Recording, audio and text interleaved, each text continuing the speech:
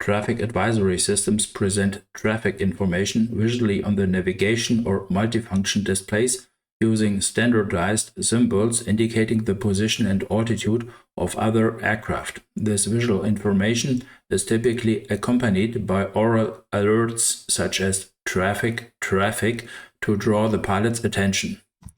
The symbols are color-coded to show the level of threat. White symbols might represent proximate traffic for general awareness. Yellow and red symbols indicate warnings. This traffic poses a collision risk requiring immediate visual acquisition and assessment. Close traffic is depicted in yellow, escalating to red. While extremely valuable, TCAS is fundamentally a supportive tool.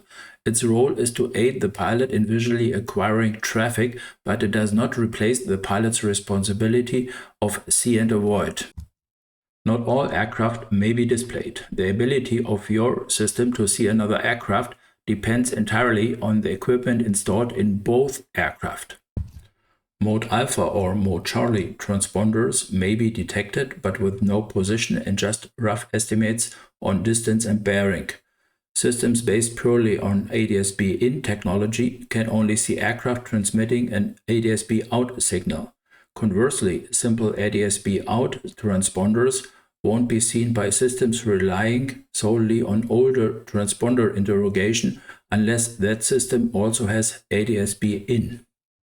Furthermore, technologies like FLARM, prevalent in gliders and light aircraft, operate on a different frequency and protocol.